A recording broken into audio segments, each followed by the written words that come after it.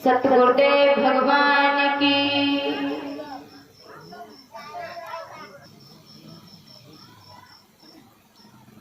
राजा परीक्षित को कथा सुना रहे थे। कहने लगे हैं कि जिस समय मेरे बंधु उस भोजराज कंस का जन्म हुआ है तो बड़े सभी लोग आनंदित हुए हैं। कहते हैं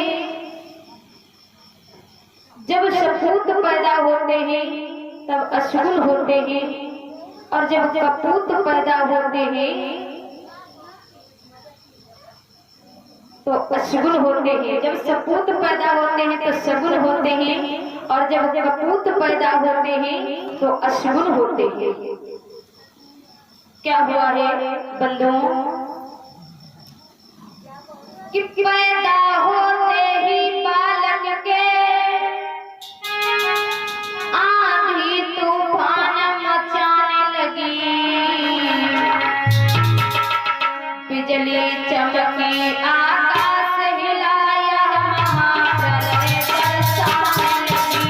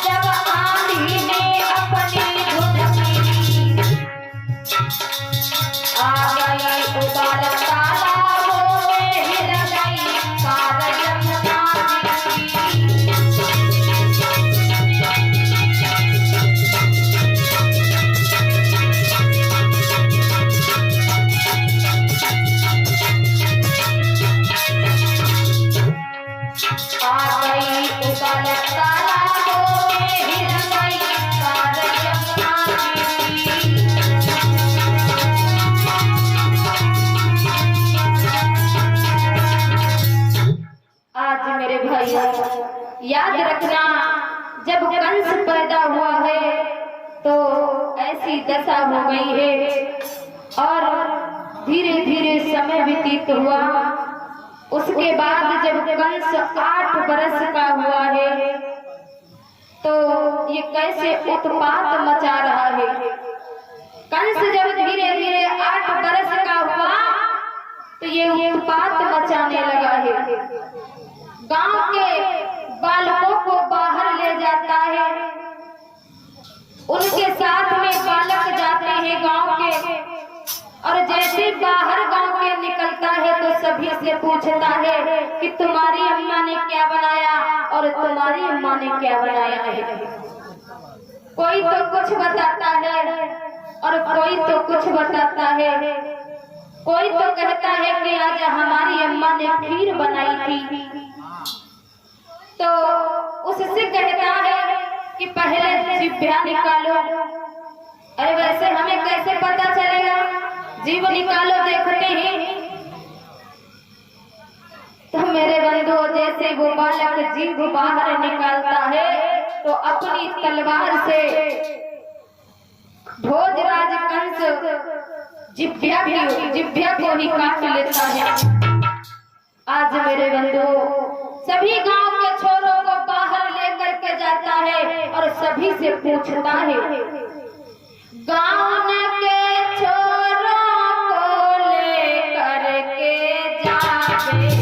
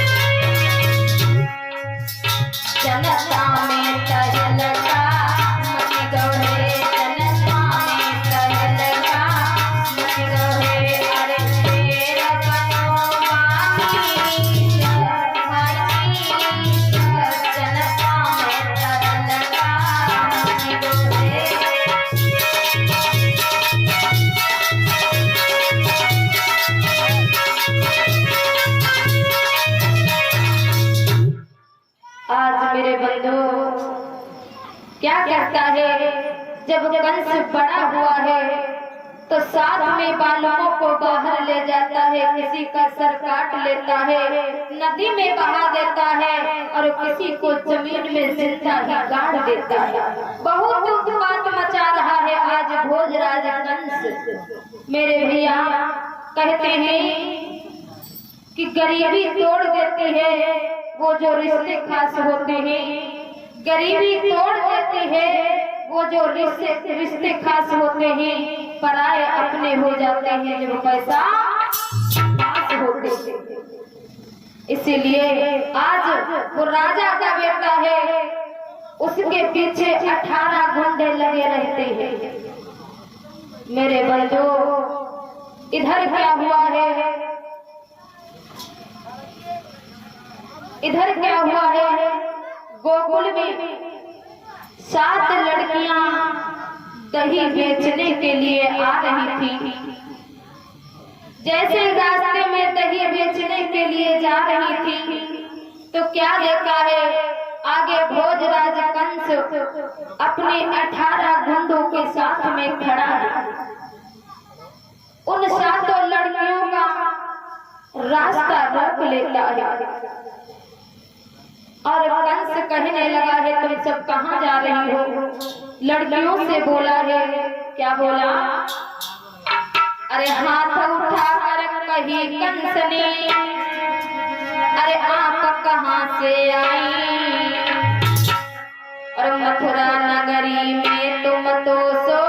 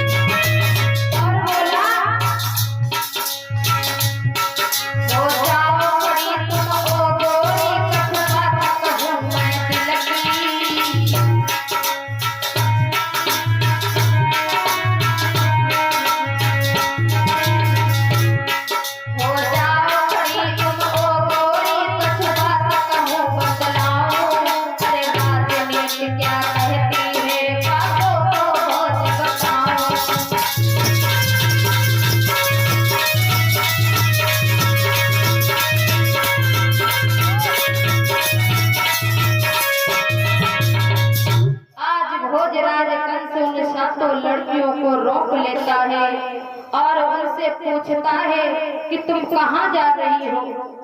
कंस ने जैसे ही उन सातों लड़कियों की मथनियां नीचे रखवा देता है, कहने लगा, जवाब दिया है, बताओ तुम में से कितनी कुंवारी हैं और कितनी ब्याही हैं। बिल्कुल मूर्ख है, जो आगे 3 खड़ी हैं वो कुंवारी हैं। कहने लगी है लड़कियां, महाराज सुनो, क्या बोली? ये जो पीछे खड़ी सुनो सगरी गोकुल में जानी,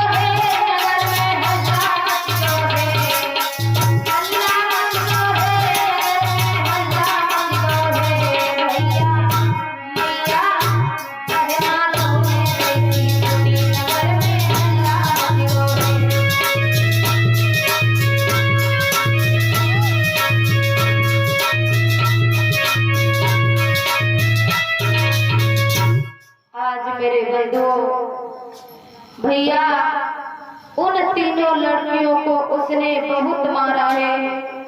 मार मार कोड़ों से उनके शरीर लाल कर दिए हैं। मेरे भाई अब आगे को बढ़ता है वो भोजराज कंस, उन लड़कियों को बहुत धमकाता है। सभी लड़कियां रोने लगी हैं, बोली, महाराज आप क्या चाहते हो? ढोलक की आवाज ज्यादा लग रही है, ढोलक की आवाज ज्यादा लग रही है, आवाज देखी जाती। आज उन चारों लड़कियों ने जवाब दिया है कि महाराज आप जो चाहते हो उससे ले लो, लेकिन मुझे छोड़ दो। आज क्या हुआ, जिसने जैसी सुनी है बंधुओं, एकदम से कोहराम मच गया है, एकदम से कोहराम मच गया है। याद रखना मेरे भाइयों, इन लड़कियों पर चमड़ा का कोड़ा उसने बहुत मारा है, पूरे तन को लाल कर दिया है मार मार कोड़ों से। जब लड़कियों के माता पिता को पता चलता है, बहुत भोजराज कंस उन लड़कियों को सताता है। जिस गली में निकल पड़ता है, जो कोई मिल जाता है, बहुत सताता है, बहुत उत्पात मचा रहा है। क्या करता है वो कंस कि दे पर्दा करके चली बाना और छाती के बल पे पृथ्वी पर वो आदि दृष्टि आ जाता है, नेहाते आते आंसू भर।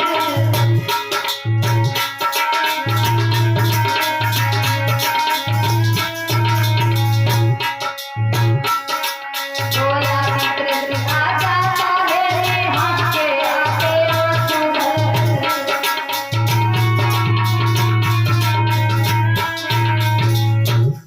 याद रखना मेरे भाइयों, इतने अत्याचार कर रहा है वो भोजराज कंस, इतने अत्याचार कर रहा है।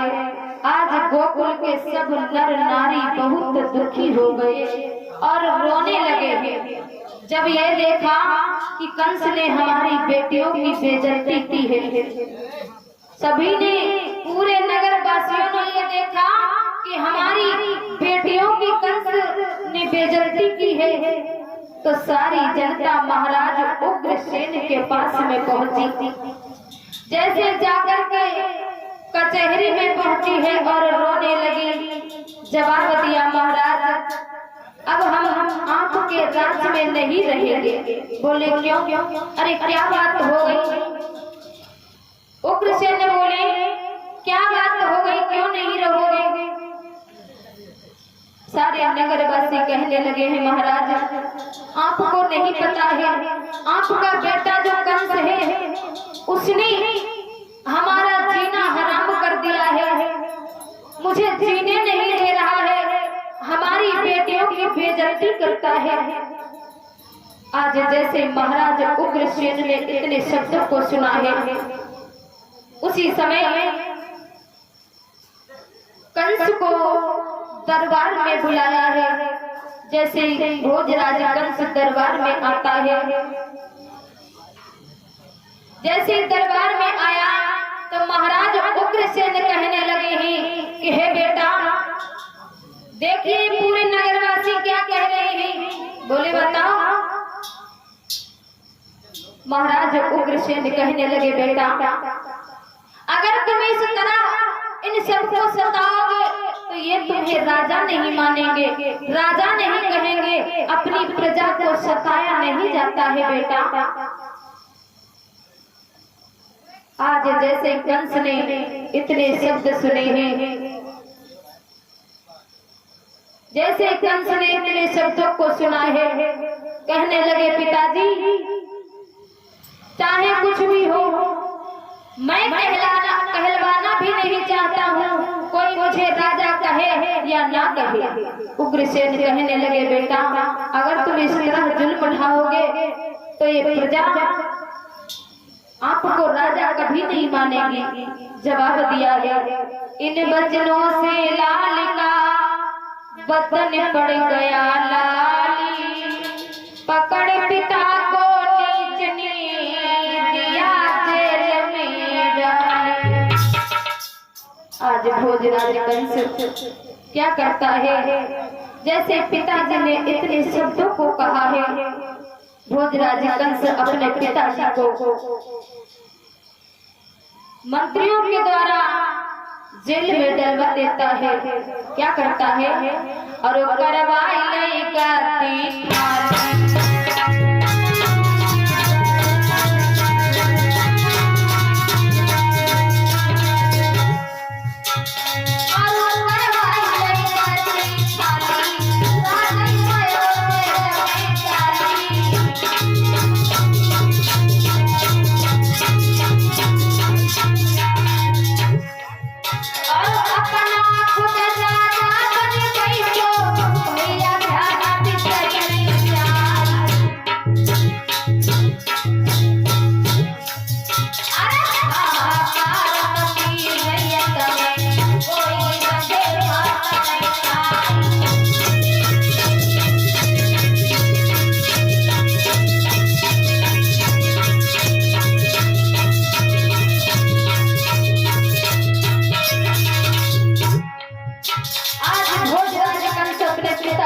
जेल में डलवा देता है भैया।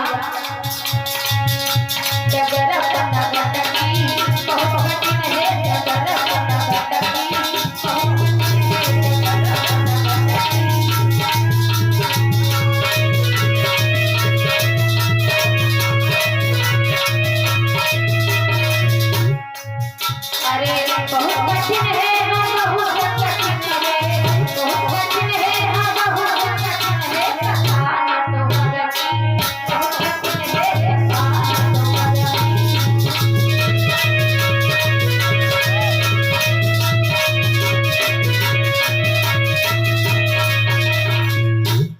भाइयों उसने अपने पिताजी को जेल में डलवा दिया है। हाथों में हथकड़ियां डाल करके, पांव में बेड़ियां डाल करके आज भोजराज कंस अपने पिताजी को जेल में डलवा देता है, अपना खुद राजा बन जाता है। जब राजा बन जाता है तो और भी उत्पात मचाने लगा है। क्या हुआ है? मार देते ही का तुम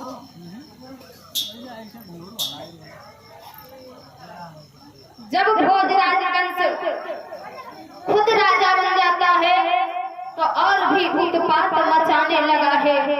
कहते हैं कि खूंटों पर गैया के सरही मंदिर में लोहू बह रहा है,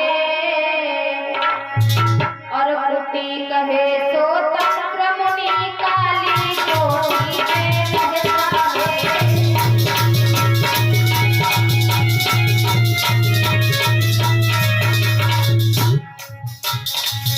और कुटी कहे सो तंत्र मुनि काली कोठी में रहता है।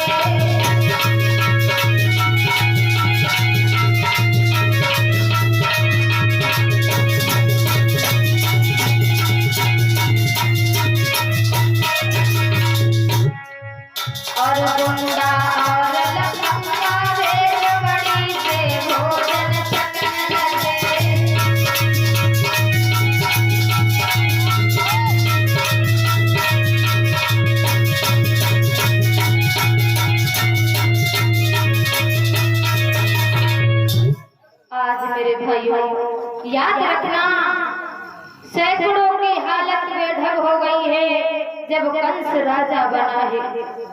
आज भोजराज कंस किसी की नहीं सुनता है। क्या करता है? अब भोजराज कंस जब खुद राजा बन जाता है तो उसने टैक्स लेना शुरू कर दिया। सभी से टैक्स ले रहा है मेरे भैया।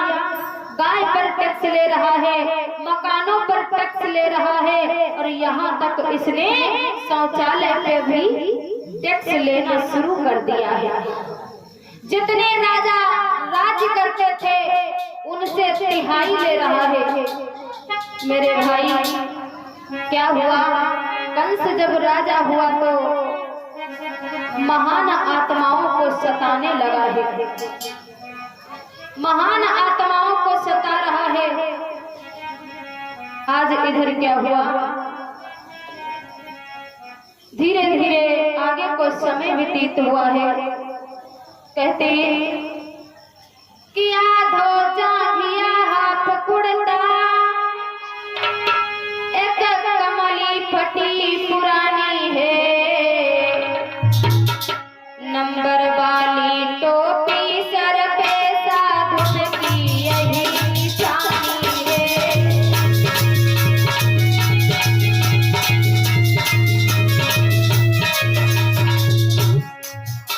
नंबर वाली टोपी सर पे साधु की यही निशानी है।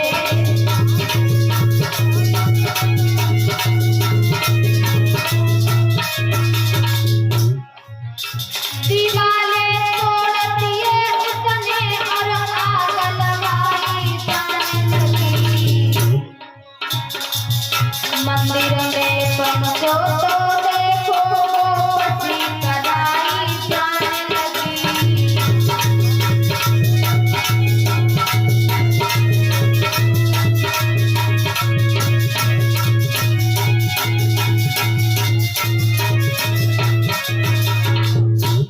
आज कंस ने आदेश दिया कि कोई अगर हवन करता मिल जाए तो उसे जेल में डाल दिया जाए, कोई पूजा करता मिल जाए तो उसको जेल में डाल दिया जाए, यहाँ तक कोई परम पिता परमेश्वर का नाम लेता भी मिल जाए तो उसको जेल में डाल दिया जाए। आज मेरे भाई और क्या कहा है, अगर कोई नगर में तिलक लगाए भी मिल जाए तो उसको जेल में डाल दिया जाए। आज मेरे भाई कंसराज बहुत उत्पात मचा रहा है, अपने सेवकों को आदेश दिया है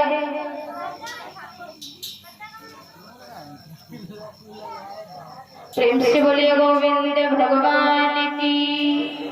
आज भैया भोजराज कंस भोली भाली आत्माओं को सताने लगा है, नारियों पे जुल्म ढाने लगा है। जब इतना आतंक मचने लगा तो पृथ्वी मैया देवताओं को लेकर के और गैया को रूप धर के चतुरानन ब्रह्मा के पास में पहुंची। जब बहुत अत्याचार मचाने लगा तो आज पृथ्वी मैया देवताओं को लेकर के चतुरानन ब्रह्मा जी के पास में पहुंची है। भैया आरे गौ को रूप धरत पृथ्वी ने पहुंचती ब्रह्मलोक में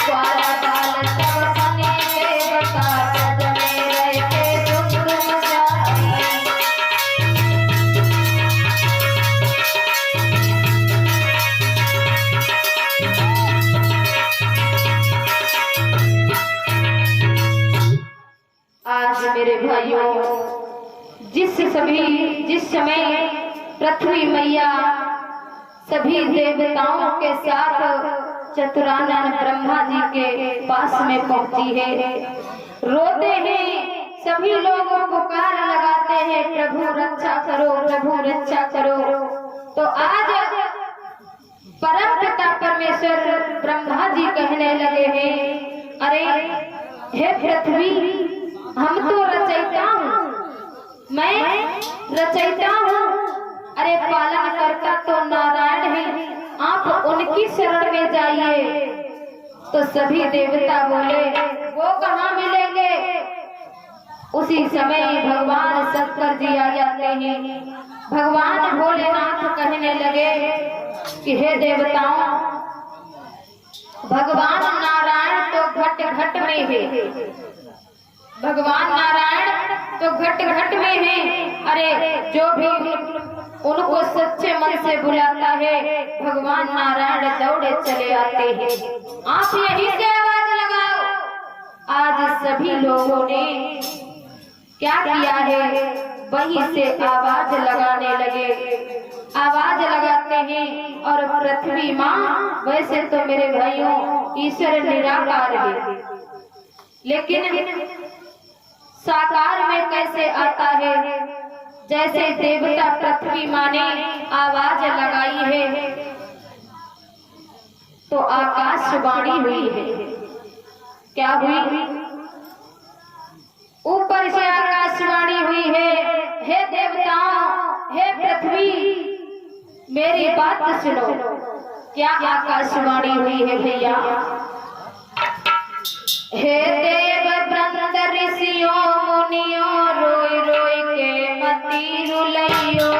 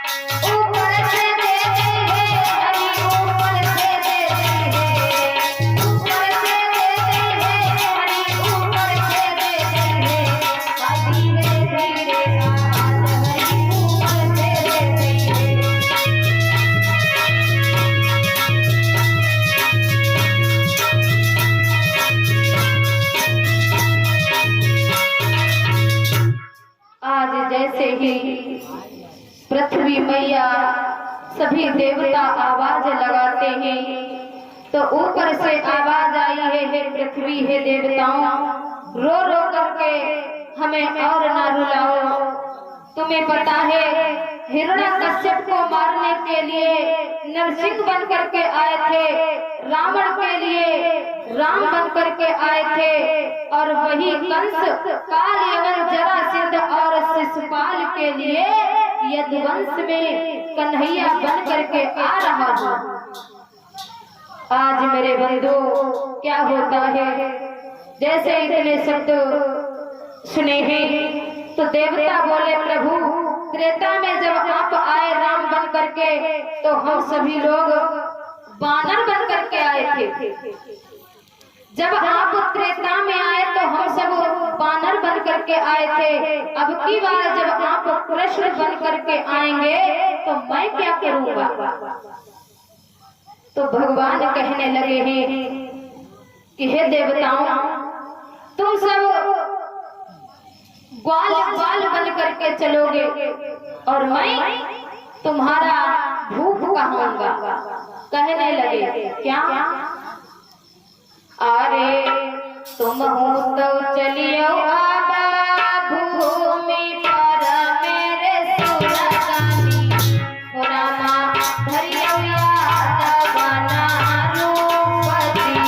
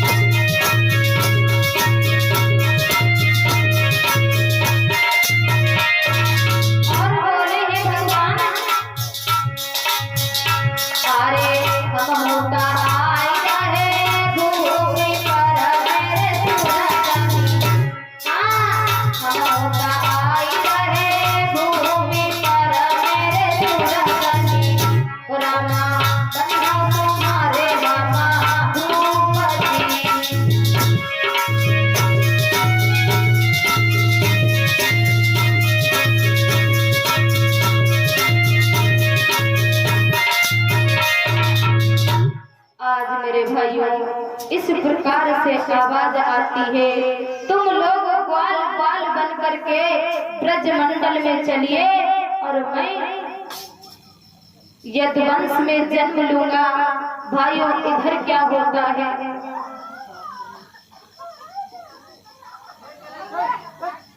प्रेम से बोले गोविंद भगवान की। आज इधर क्या होता है मेरे भाइयों, उधर भगवान ने आवाज लगा दी है कि तुम लोग चलो, ग्वाल बाल बन करके चलना और मैं तुम्हारा भूत कहूंगा। चलो तुम सभी लोग। और इधर अब क्या हुआ है, इधर क्या हुआ, कंस की एक बहन थी, कंस की एक बहन थी जिसका नाम था देवकी। कंस के चाचा देवक की पुत्री थी देवकी। उन्हीं दिनों में कंस के यहाँ हुआ उत्साह, देवक ने दी देवकी वसुदेव, देवक ने दी देवकी वसुदेव के हाथ। आज क्या हुआ है, कंस के चाचा देवक की पुत्री जो देवकी थी, आज भोजराज कंस अपने मंत्रियों को आदेश देता है, जाओ हमारी बहन शादी के योग्य हो रही है, जाओ उसके योग्य कोई वर ढूंढ के लाओ। सभी लोग जाते हैं, लेकिन क्या हुआ है,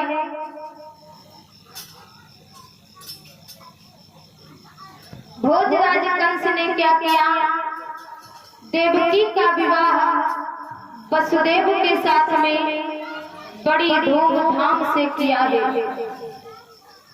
देवकी का विवाह बड़ी धूमधाम से किया है, बड़ी खुशियां मनाई है। भोजराज कंस के यहाँ बड़ी खुशियां मनाई जा रही हैं, सभी लोग आनंदित हुए हैं। आज देवकी का जब गाय पूजन हुआ तो सभी सखियां गा रही हैं।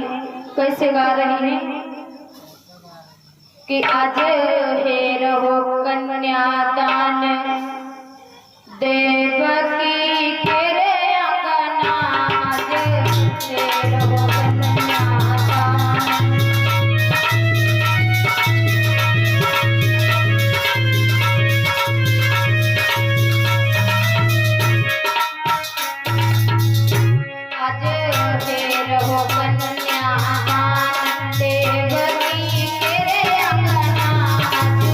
हे रहो कन्यादान।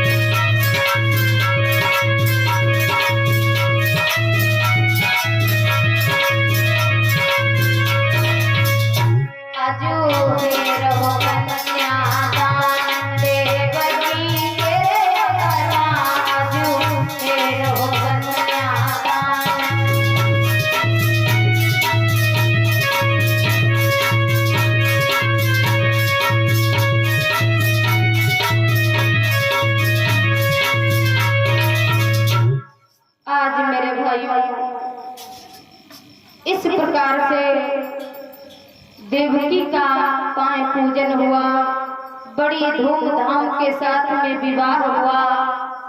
अब सभी रीति रिवाज हुए, बड़ी धूमधाम के साथ में देवकी की शादी की है। अब आया नंबर विदाई का।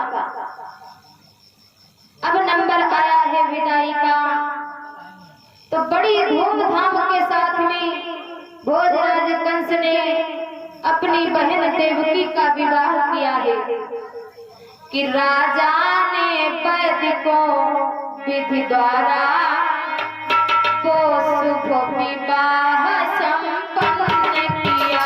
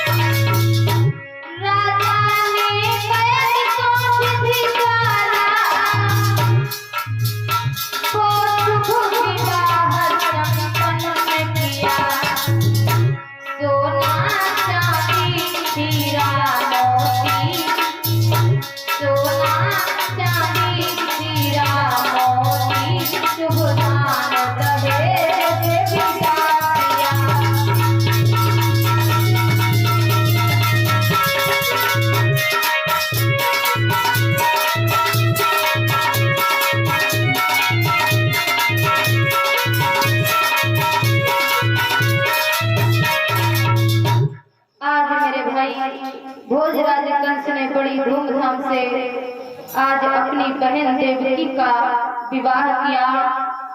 बड़ी धूमधाम के साथ में विदाई करता है, सोना चांदी जेवरात के साथ में अपनी बहन को विदा किया है। बड़ी धूमधाम के साथ में कंस क्या कहता है, अब अपनी बहन को विदाई दे रहा है। भोजराज कंस और देवकी दोनों गले में बहियां डाल करके रोने लगे हैं। भोजराज कंस कह रहा है कि बहना, आज से तू जा रही है मुझे अकेला छोड़ करके। तो देवकी कहने लगी है, भैया अगर तुम्हें इतना रोना ही था तो आपने विवाह हमारा क्यों किया। भोजराज कंस ये कह रहा है कि हे बहना, मुझे उसका दुख नहीं है, दुख तो मुझे इसका है कि जब से तू यहाँ थी तो सबसे पहले भोजन पाती थी, और जब अपनी ससुराल जाएगी तो सबसे पहले सभी लोगों को भोजन मिलेगा और सबसे बाद में तुझको भोजन मिलेगा। बहना, मैं इसी के लिए रो रहा हूँ। आज क्या किया है देवकी ने, देवकी रोने लगी और अपने भैया से कहने लगी है, भैया मैं जा रही हूँ। भोजराज कंस कहने लगा है, जाओ बहना, मैं तुम्हें जल्दी विदा कराने आऊंगा। तो देवकी रोने लगी और अपने भैया से बोली है, भैया क्या बोली है भैया, अरे भैया तेरी लाडली बहना, भैया तेरी लाडली बहना आज ससुराल जाती है।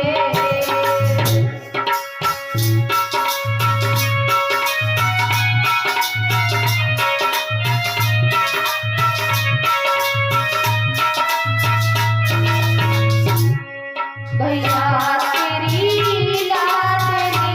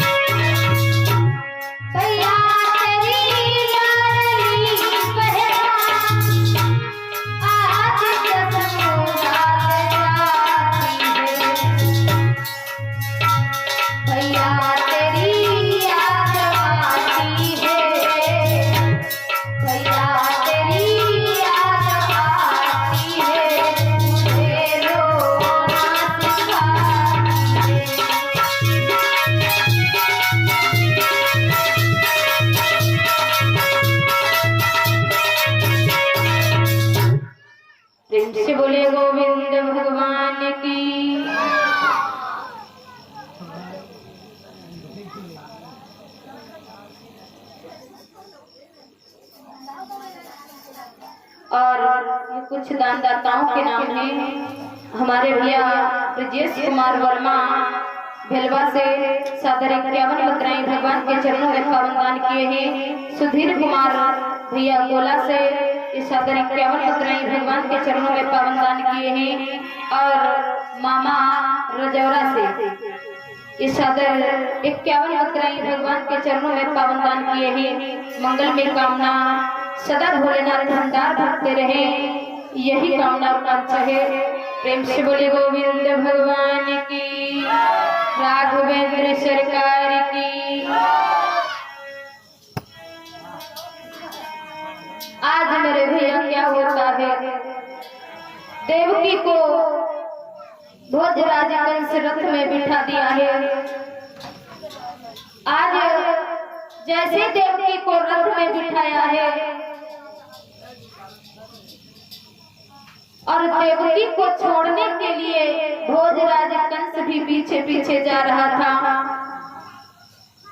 देवकी और वसुदेव के बड़े अरमान हैं, अब नया घर बसाएंगे, एक नया जीवन बिताएंगे।